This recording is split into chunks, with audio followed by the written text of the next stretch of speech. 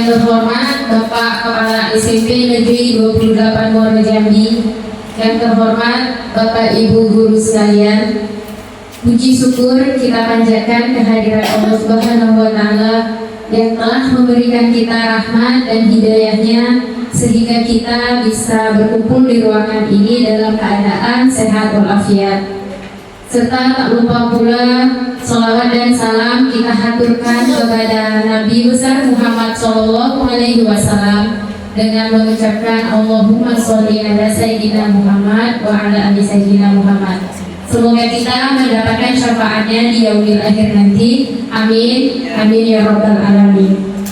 Oke, baiklah Bapak Ibu semua, saya mengucapkan terima kasih banyak untuk kesempatan dan kesediaan Bapak Ibu semua untuk menghadiri diseminasi saya pada penyebaran pemahaman dan penerapan pengalaman budaya positif pada program pendidikan guru penggerak angkatan 10 Kabupaten Muaro Jambi.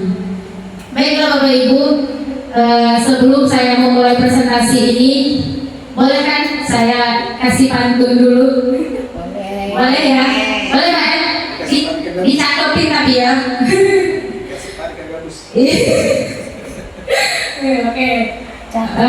Belum Bu, masih ingat dulu. Oke. Air tajin, obatnya syaraf. Iya. Diminum biar tidur nyenyak. Mohon izin dan minta maaf, saya presentasi tak banyak-banyak.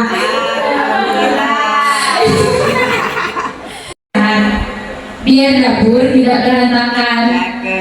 Sebelum presentasi saya mulaikan, yang mau ke kamar mandi saya persilahkan. Diseminasi ini untuk tahapan yang pertama ini saya akan memberi info kepada Bapak Ibu semua bahwa konsep inti dari budaya positif itu ada 8 poin. Jadi 8 poin ini yang akan nantinya saya informasikan kepada Bapak Ibu semua. Yang pertama itu ada perubahan paradigma belajar. Yang kedua ada disiplin positif. Yang ketiga nilai-nilai kebajikan. Yang keempat kebutuhan dasar manusia. Yang kelima motivasi perilaku manusia. Yang keenam posisi kontrol. Yang ketujuh keyakinan kelas. Dan yang terakhir itu ada segitiga restitusi.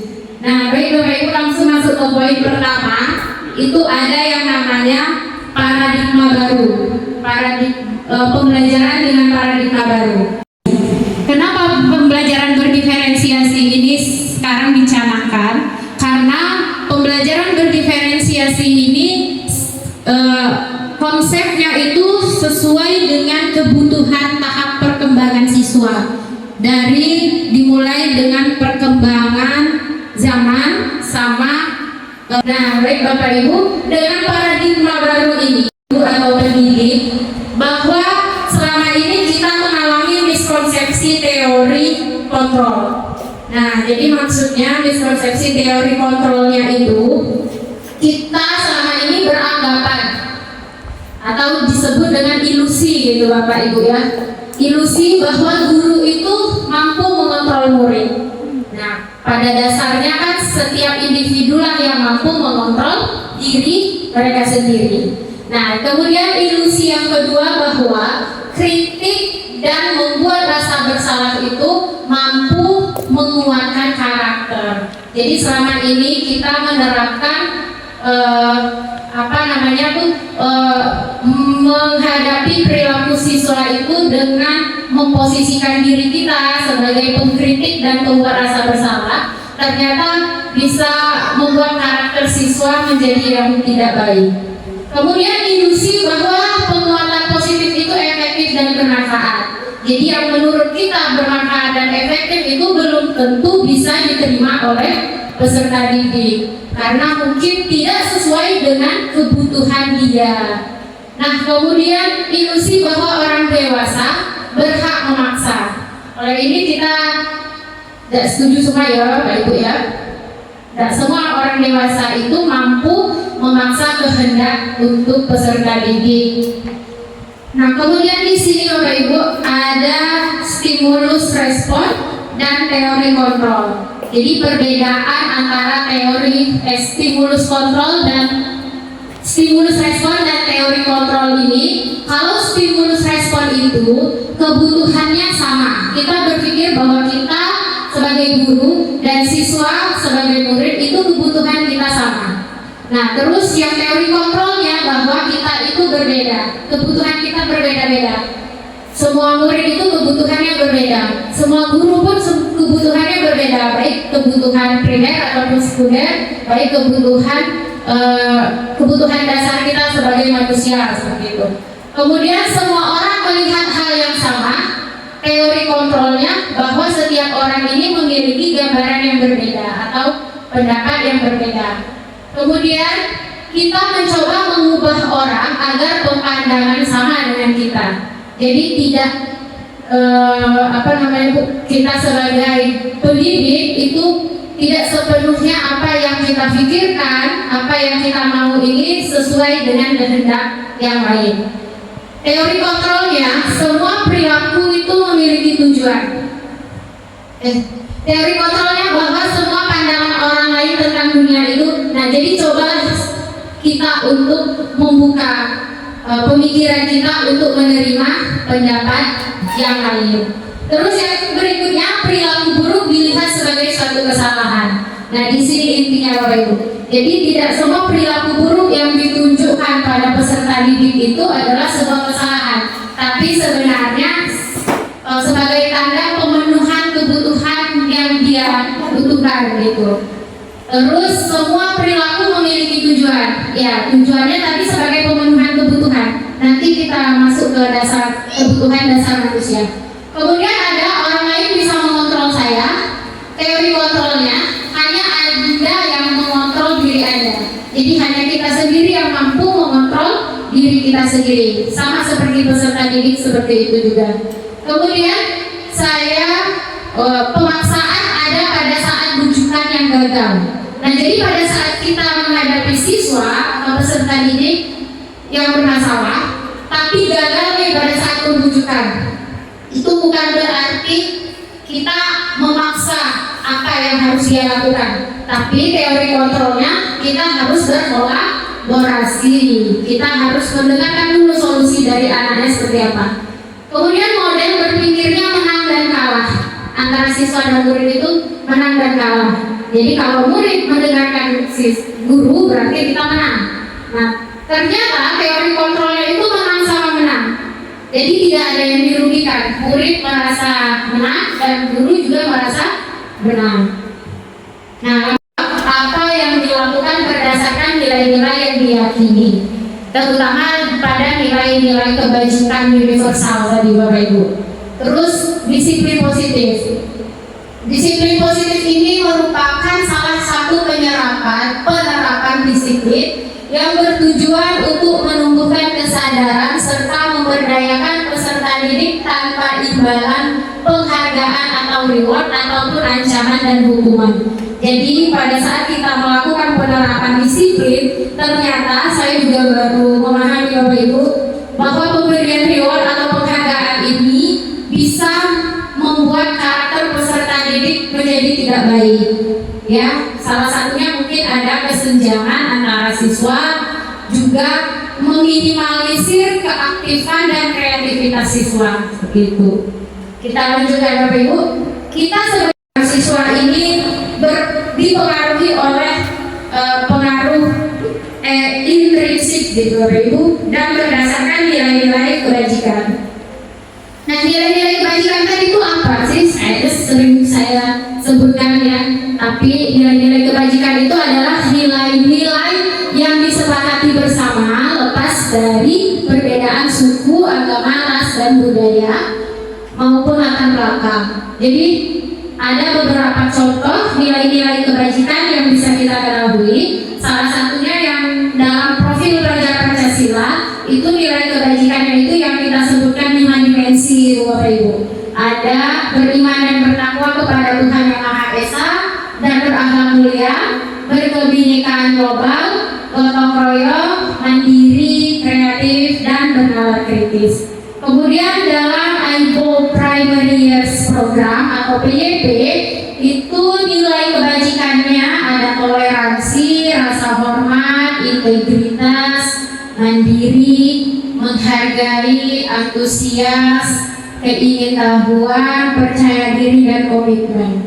Nah, kemudian yang life skill atau keterampilan hidup, nilai-nilai kebajikannya bisa dapat dipercaya, pendengar yang aktif, dan memberikan yang terbaik dari diri. Nah, itu contoh-contoh dari nilai-nilai kebajikan. Si anak kita itu sekolah setiap pagi itu kenapa? Tujuannya kenapa? Oh, mungkin tujuannya kami yang lain sekolah, Bu. Terus kami kalau udah sekolah sama mama kami, nah berarti unsur dia berangkat sekolah itu karena menghindari ketidaknyamanan mungkin kan. Terus juga yang ekstrinsiknya mendapatkan imbalan atau penghargaan dari orang lain. Nah, tapi kalau unsur intrinsiknya itu bahwa dia meyakini untuk menjadi seseorang yang diinginkan dan menghargai diri sendiri sesuai dengan nilai-nilai yang mereka percaya, seperti itu Bapak Ibu. Jadi kita bisa menerapkan unsur, maksudnya dalam penerapan pembelajaran berdiferensiasi ini harus berunsurkan intrinsik gitu. Kita harus memunculkan unsur intrinsik ini pada diri peserta didik agar mereka itu sadar bahwa pendidikan ini tidak sebagai menghindari ketidaknyamanan atau mencari penghargaan, tapi mereka melakukan pendidikan ini, melaksanakan pendidikan ini karena menghargai dirinya sendiri sebagai manusia. Selanjutnya, ada perbedaan antara hukuman, konsekuensi, dan kemudian murid tidak tahu apa yang akan terjadi atau apa yang akan dilakukannya. Bersifat satu arah. Hukumannya berupa hukuman fisik atau fisik. Tepatnya kayak peraturan kelas, peraturan sekolah. Itu kan sudah kita sepakati bersama kan. Terus murid tetap dibuat tidak nyaman karena dia melakukan itu karena terpaksa. Terus juga sikap guru selalu memonitor murid. Kemudian ada restitusi. Nah, restitusi inilah yang berada pada tingkat posisi kita sebagai manajer, Bapak Ibu. Jadi proses menciptakan kondisi murid untuk memperbaiki kesalahan. Juga proses kolaboratif yang mengajarkan murid untuk mencari solusi sendiri. Jadi restitusi ini ada beberapa tahap ya, ada 3 tahap. Nanti saya jelaskan. Untuk hukuman, konsekuensi, dan restitusi ini masih sering kita lakukan, masih sering kita laksanakan ya Bapak Ibu ya. Untuk restitusi mungkin ada jarang kita lakukan. Nah, ternyata untuk melakukan restitusi itu ada beberapa tahap Bapak Ibu ya. Jadi ada 5 posisi kontrol. Yang pertama itu sebagai penghukum, yang kedua pembuat rasa bersalah, yang ketiga teman, yang keempat pemantau, yang kelima manajer. Nah, manajer inilah yang paling di atas ya maksudnya Bapak Ibu. Kalau penghukum itu ya kita anak bermasalah langsung kita hukum, berarti itu namanya penghukum Bapak Ibu.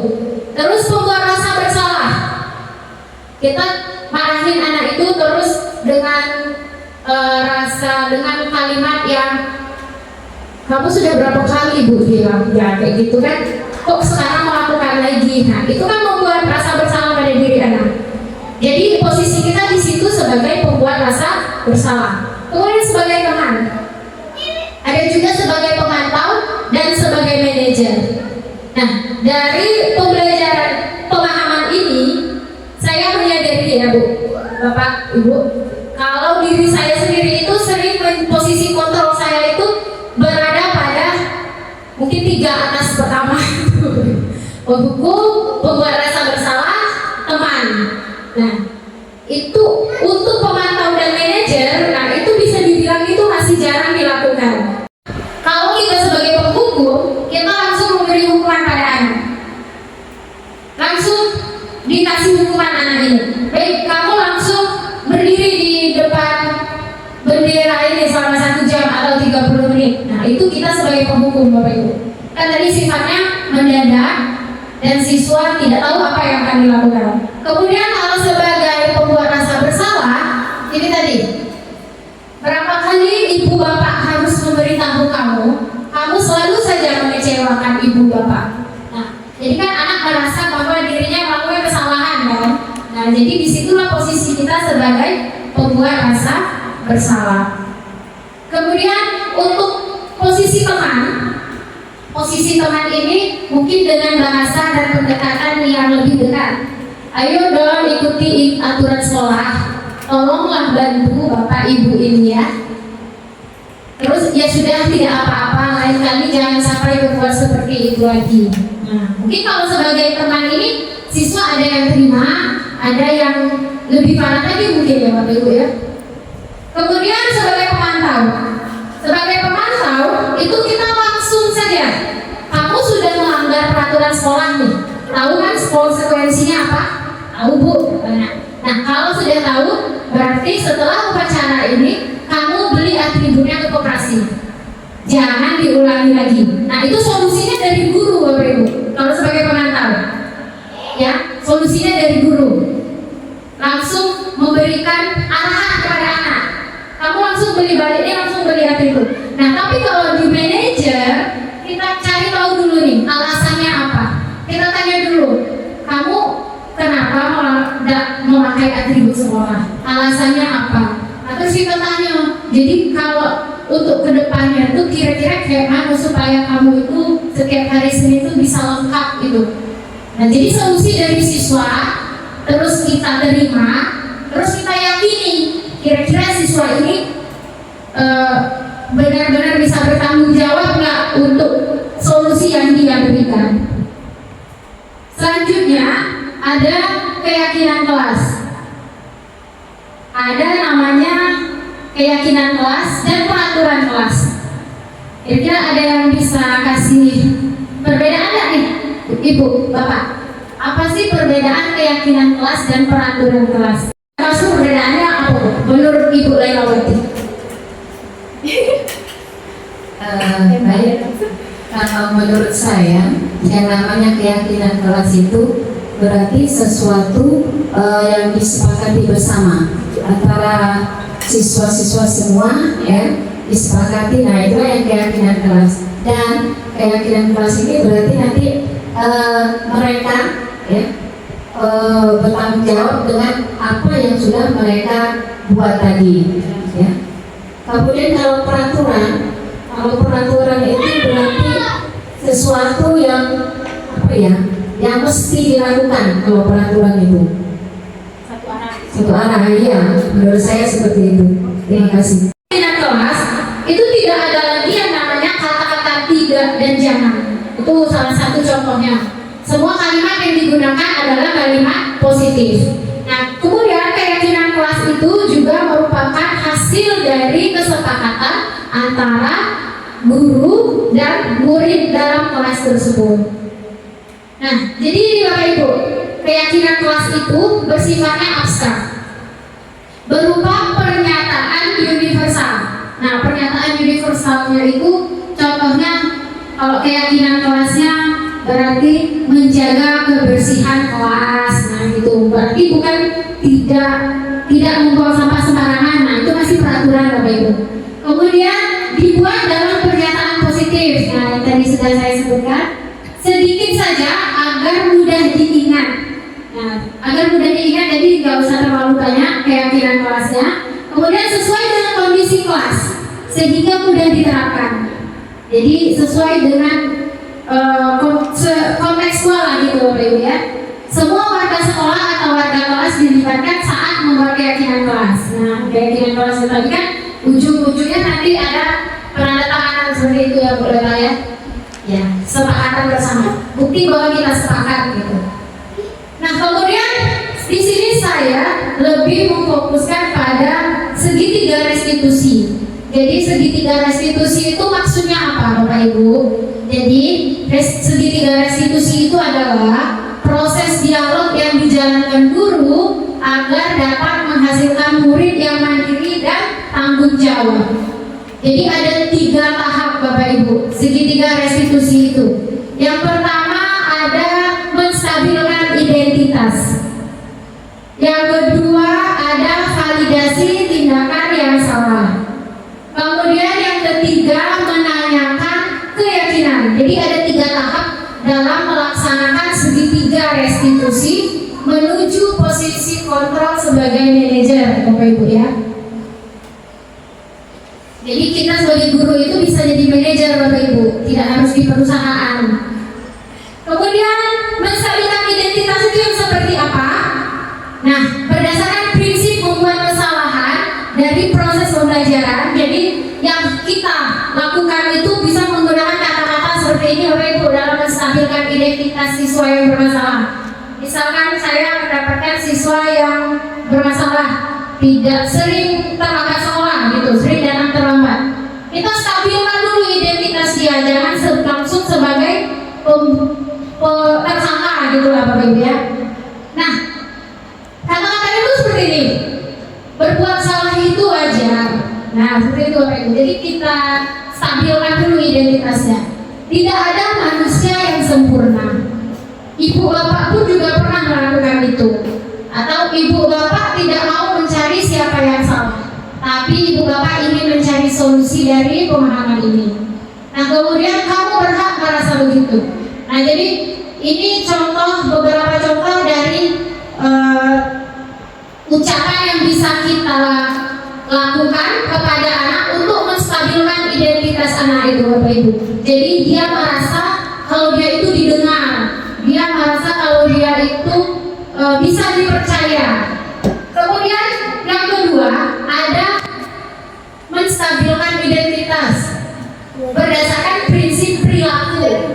Kalau berdasarkan prinsip perilaku, kamu pasti punya alasan kan mengapa melakukan ini. Kemudian padahal kamu bisa loh melakukan yang lebih baik dari ini. Kamu patut bangga karena telah melindungi sesuatu yang penting buatmu.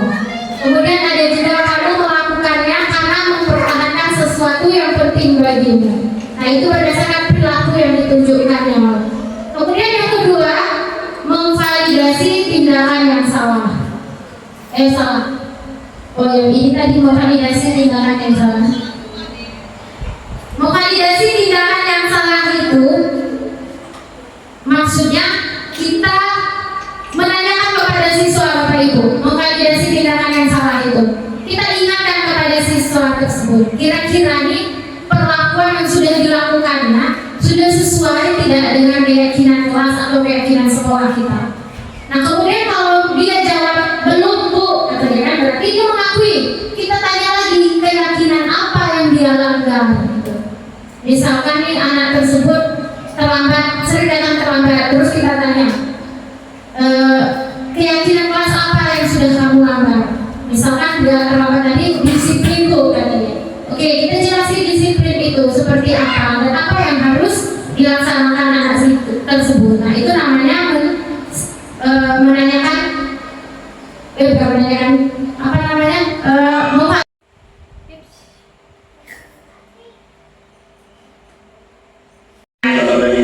Oke, dari pengamatan Ibu ini sama laporan dari Ibu Pikir, katanya kamu sering terlambat ya? Iya Bu. Sudah berapa kali? Dari 5 kali. Sudah 5 kali. Kira-kira nih terlambat itu ke suatu kesalahan. Iya. Jadi kita sebagai manusia itu memang sering melakukan kesalahan. Tapi alangkah baiknya kesalahan itu kita jadikan sebagai pembelajaran untuk kita menjadi lebih baik lagi. Setuju? Ibu mau tahu kira-kira kamu itu terlambat itu karena apa? Saya tidur lalu di Oke, kira-kira masih ingat nggak keyakinan kelas kita? Keyakinan kelas apa yang kamu lakukan? Disiplin. Iya. Penting nggak disiplin itu? sibuk karena bisa membantu saya mengajar waktu. Iya benar, membiasakan diri untuk melakukan disiplin itu bisa membuat kamu lebih menghargai waktu dan menyelesaikan tugas dengan tepat waktu. Ya.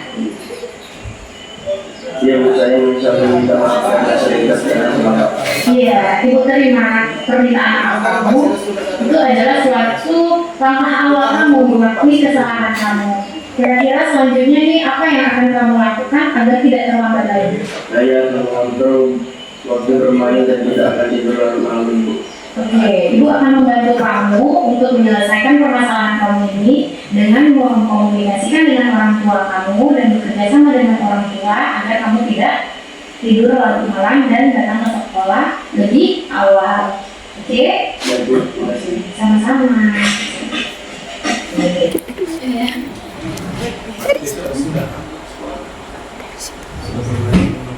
Nah, jadi seperti itu contohnya tadi Bapak Ibu.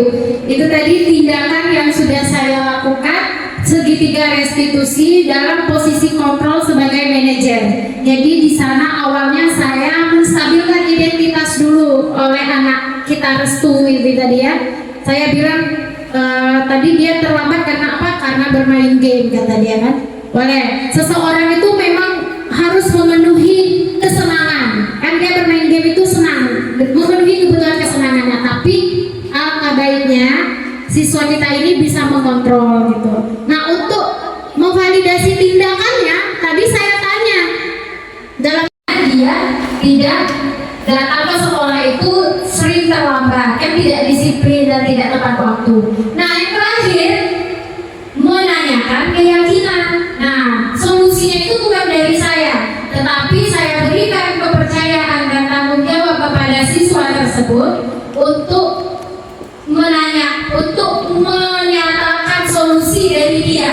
Jadi kira-kira kamu maunya yang seperti apa agar tidak terlambat lagi. Nah, anak tersebut bilang saya akan mengontrol permainan agar tidak tidur larut malam lagi. Nah, seperti itu contohnya Bapak Ibu. Sebenarnya ada dua Bapak Ibu, tapi saya kasih satu ini aja, satu contoh saja. Selanjutnya ini penutup Bapak Ibu ya. Kita tunggu dulu Bapak Ibu beberapa detik agar sistem pendidikan bahwa penerapan program disiplin positif itu hendaknya guru memiliki standar kepribadian, profesional, dan sosial yang baik, di mana guru mampu merefleksikan dirinya dalam posisi kontrol saat ini. Bagaimana perjalanan dirinya sebagai among itu manajer seperti itu Bapak Ibu ya, manajer peserta didiknya, dan menuntun murid menjadi insan mandiri, merdeka, dan bertanggung jawab. Nah, jadi perlu kita tanamkan dalam hati dan pikiran kita bahwa kita sebagai pendidik, sebagai among itu harus meningkatkan standar atau memiliki standar keprofesionalan, terus kepribadian dan sosial. Nah, hal inilah yang harus kita tingkatkan Bapak Ibu dengan melakukan pengembangan bersama. Seperti itu Bapak Ibu. Nah, untuk slide terakhir itu ada terima kasih Bapak Ibu. Nah, jadi sepertinya sudah cukup sampai di sini diseminasi yang saya laksanakan. Lebih dan kurangnya saya mohon maaf. Terima kasih banyak Bapak Ibu. Wassalamualaikum warahmatullahi wabarakatuh. Assalamualaikum warahmatullahi wabarakatuh. Waalaikumsalam warahmatullahi wabarakatuh. Oke, baik anak-anak. Selamat pagi semuanya. Pagi, Bu. Semangat pagi. Pagi, pagi, pagi. Luar biasa. Oke, kurang semangat sekali lagi lah. Selamat pagi semua. Pagi, pagi, pagi. Luar biasa. Oke, terima kasih. Oke, sebelum kita memulai kegiatan kita pada hari ini, silakan ketua kelas boleh pimpin untuk membaca doanya. Semua siap. Memberi salam. Assalamualaikum warahmatullahi wabarakatuh. Waalaikumsalam warahmatullahi wabarakatuh. Berdoa. Bismillahirrahmanirrahim.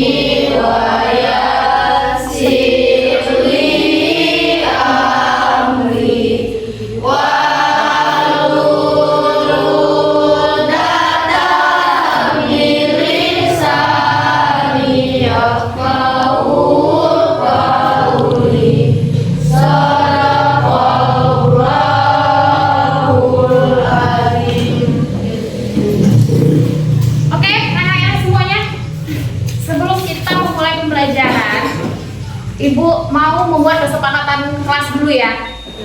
Oke? Oke. Ada yang namanya peraturan kelas, ada yang namanya kesepakatan kelas. Nah, sekarang Ibu mau memberikan kesempatan dulu nih pada kalian. Kira-kira kalian masih ingat nggak peraturan sekolah kita? Masih ingat? Masih. Kalau masih Ibu mau kalian bisa sebutkan satu persatu. Coba siapa yang mau menyebutkan peraturan sekolah? Oke, silakan Chelsea. Jangan buang sampah sembarangan. Jangan membuang sampah sembarangan. Oke, ada lagi? Oke, siapa? Intan? Dilarang membuli. Dilarang membuli. Benar. Ada lagi? Silakan Bunga. Datang tepat waktu. Datang tepat waktu. Ada lagi? Oke, di sana ada Ayu. Silakan Yu. Memakai seragam sesuai yang sudah ditentukan. Oke, benar. Memakai atribut sekolah yang lengkap. Ada lagi? Oke, Pak Dewa. Hormati guru dan teman. Menghormati guru dan teman. Ada lagi? Nah, semuanya tuh ingat kan peraturan sekolah kan? Nah, sekarang Ibu mau kita semua ini membuat kesepakatan kelas. Kasih satu orang satu, silakan kalian tulis kesepakatan atau peraturan kelas yang seperti apa yang ingin kalian terapkan di kelas kita ini. Siap? Siap semua? Siap. Oke, kalau udah siap boleh silakan ditulis. Satu orang satu ya. Kasih nangkutin. Pakai nama boleh. Pakai nama lah ya. Iya. Biar nanti kita kasih warna-warni. Iya lah cantik. Sudah Yumi.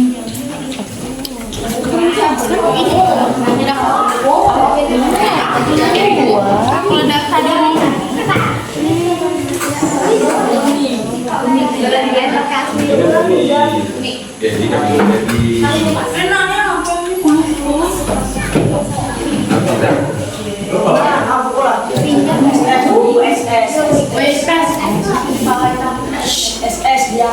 Sesuai peraturan yang ingin kamu terapkan, kamu ingin di kelas kamu itu ya peraturan yang seperti apa? Boleh ditulis dulu semuanya. Terserah. Aku sih pengennya ganti tongkat. Terserah. Jangan jadi kalian mengatur silakan. Bikin nama ya, tidak berisik. Tugas apa? Boleh silakan ditulis. Kalau sudah selesai semua? Belum. Yang sudah boleh menempelkan di depan kelas. Di papan tulis boleh. Disusun secara rapi ya.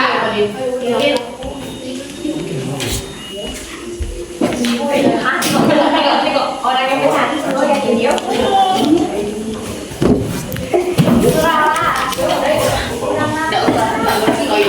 Ayo ada lagi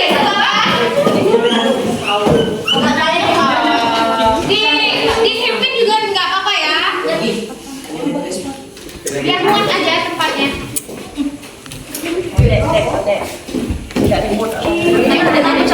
Nah, kan harus ya.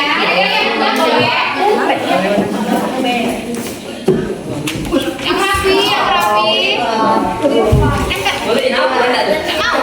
Salah nggak sih? Salah muat nggak kamu? Nah, kan mainnya di sini.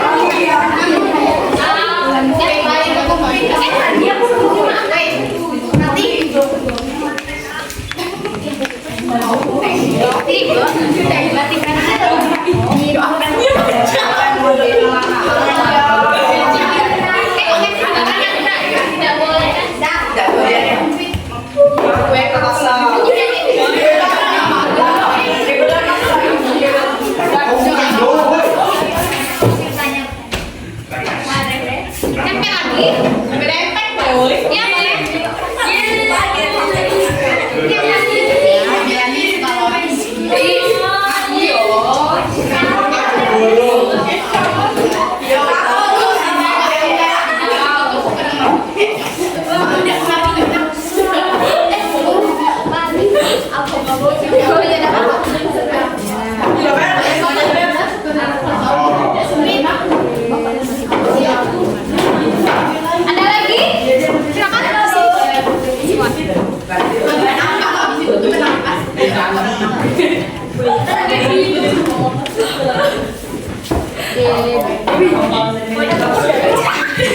Ada lagi? Sudah. Oke. Kalau sudah selesai, sekarang kita lihat dulu nih. Ini kan baru peraturan kelas ya yang kalian buat ya. Sekarang Ibu bacakan dulu ya. Ada namanya disebutin atau nggak usah?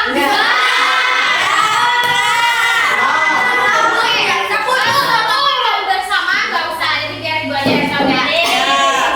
Ibu lihat dulu ya. Yang pertama ada tidak ribut saat pembelajaran. Oke. Ibu terima dulu semuanya nih ya. Ada tidak berisik pada saat pembelajaran, sama. Ada lagi mengumpulkan tugas tepat waktu. Ya, terus apa lagi nih? Tidak boleh datang terlambat. Ada yang masih datang terlambat? Piket sesuai jadwal. Masih ada yang sering juga piket ya?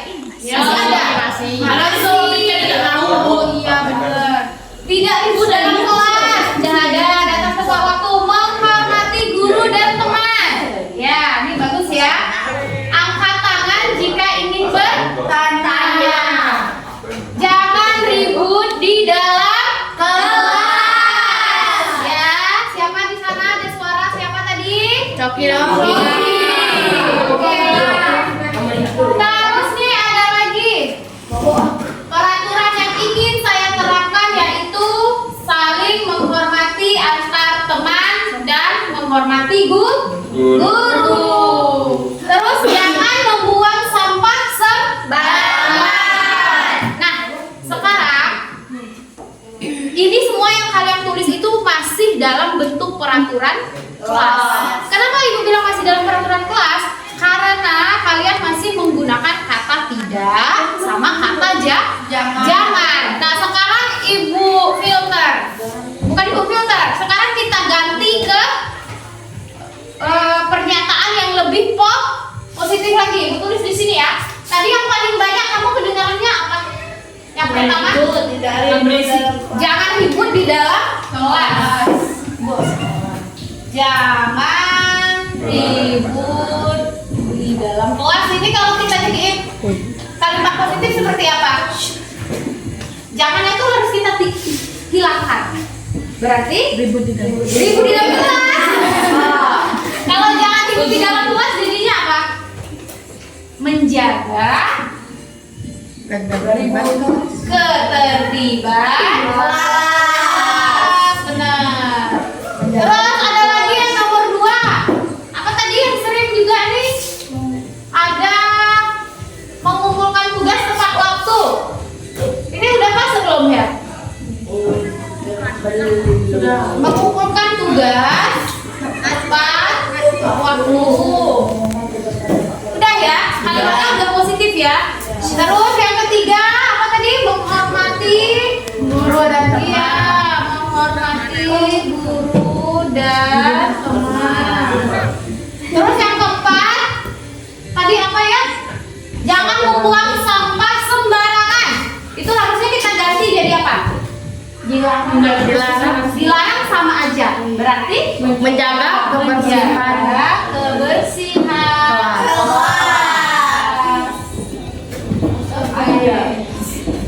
Terus ada lagi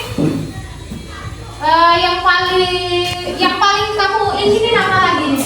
Tidak ribut di kelas sudah, mengumpulkan tugas tepat waktu sudah, menghormati guru udah, menjaga kebersihan sudah, apa datang tepat waktu. Tadi tidak boleh terlambat ya. Berarti kita tulis di sini datang tepat waktu. Tepat waktu. Oke. Sekarang Ibu pilih dulu ya yang mana aja. Ini semuanya setuju? Setuju.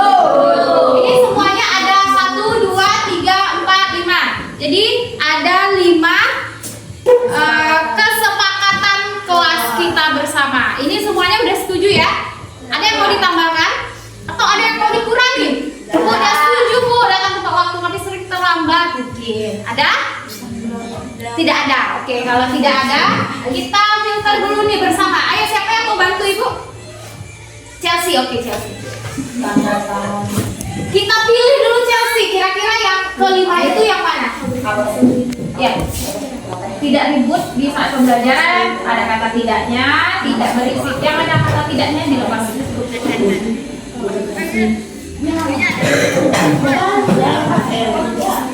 Piket sesuai jadwal, ada piket. Apa tuh nak?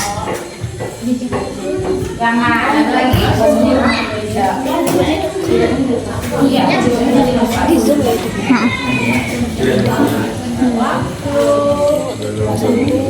Dia ada 06 Datang tempat.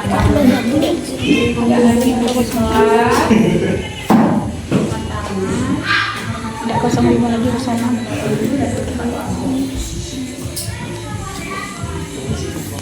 Ada yang mau ditambahkan? Ibu lupa nih, di sini ada mengumpulkan tugas tepat waktu. Oh udah ya? Piket udah. Oh ya piket. Yang piket tadi apa? Sama dalam menjaga. Yang piket tadi sama dengan menjaga kebersihan Kelas. Oke, ini adalah poinnya. Nanti ibu kasih tahu aja ya. Piket sesuai jadwal, mengumpulkan tugas tepat waktu sudah. Datang tepat waktu sudah.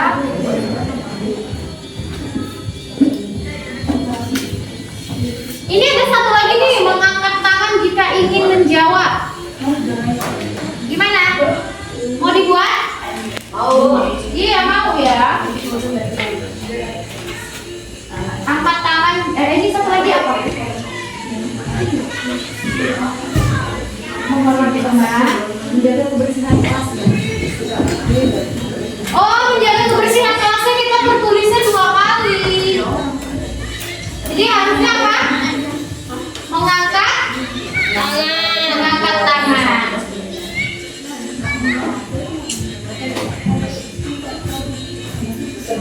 Mengangkat tangan jika ingin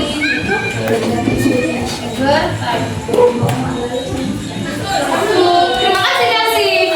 Nah semuanya lihat dulu Ibu ke sini. Nah di dalam kesepakatan kelas kalian ini ada yang namanya nilai-nilai kebajikan. Ya, nilai-nilai kebajikan itu dalam bentuk apa saja? Yang pertama, menghormati guru dan teman. Itu kira-kira nilai apa? Menghormati guru dan teman kira-kira apa? Nilainya ya, nilai moralnya apa? Saling menghormati. Nah itu nilainya, saling menghormati. Kesepakatannya kurang menjaga kebersihan. Kurang menjaga kebersihan. Yang ini Bu. Yang mana yang ini? Ketertiban dan rasa tertib. Oh yang tadi berarti betul ya? Iya. Nambah tadi Bu.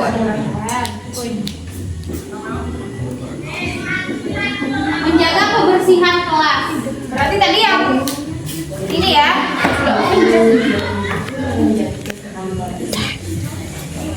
Tunggu kita cari dulu. Menjaga kebersihan kelas tadi piket sesuai jadwal ya. Ya.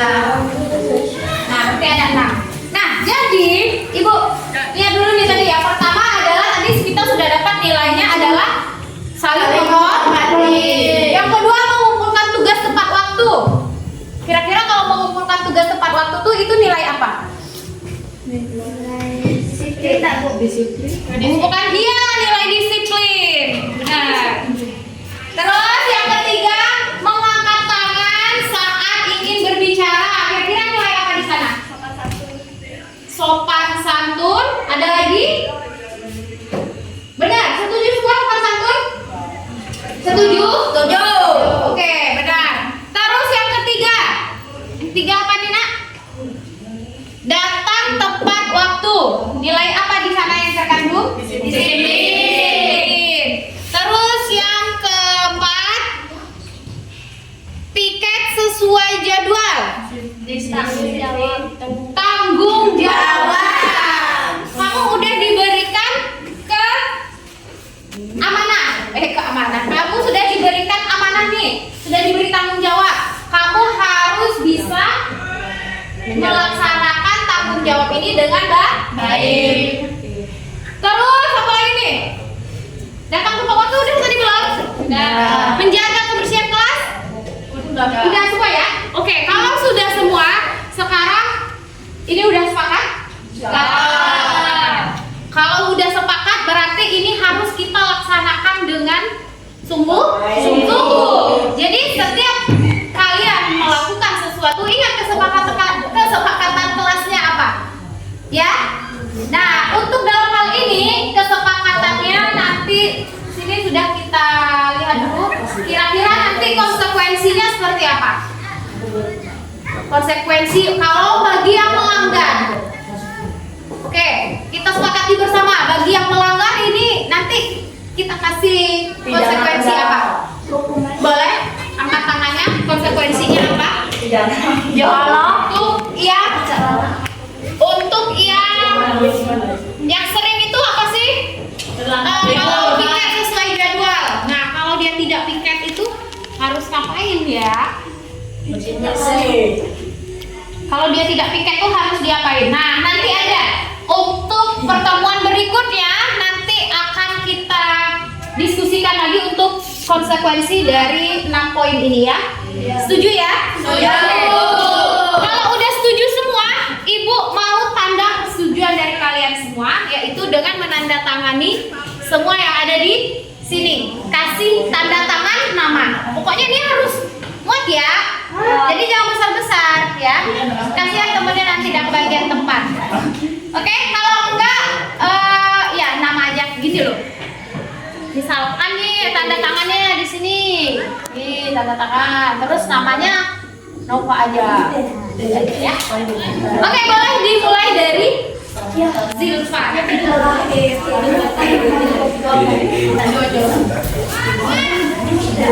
Iya, boleh yang seterusnya? Ya, boleh.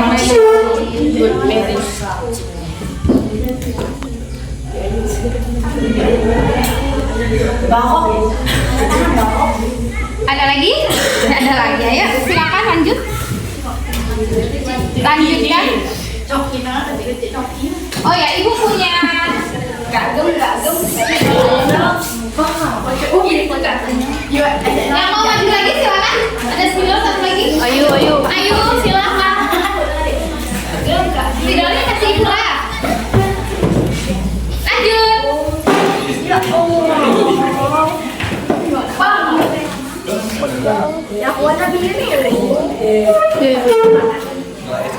Lagi, lanjut Nabila.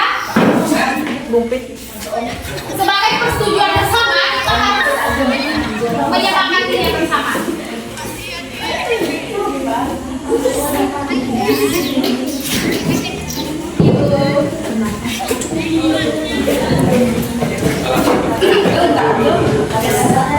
Lanjut, Oka.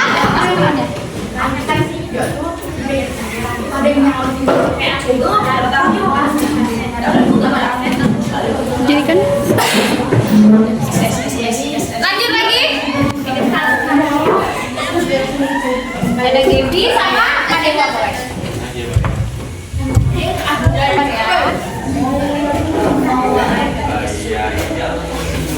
Oke, ke bawah boleh, di bawah boleh kok, masih banyak banget. Lagi, terus bunga. Thank you.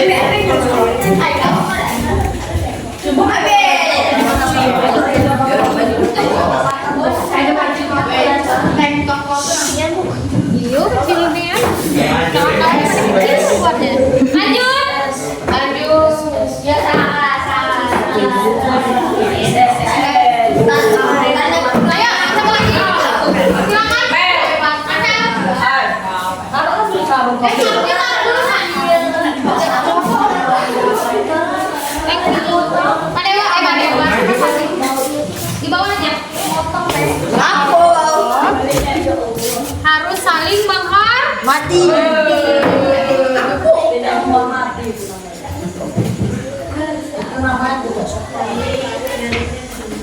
Oke, thank you. Lagi ya? Jadi pas kayaknya yang cowok ini pada di bawah. Sini Bud. Ci.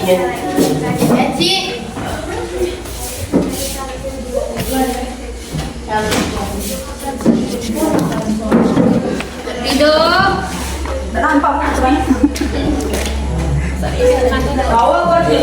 Ya.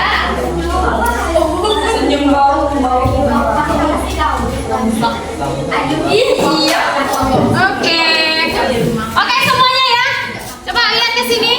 Ini ada kesepakatannya dan ini semua adalah persetujuan atau tanda tangan kalian semua. Semuanya udah setuju ya?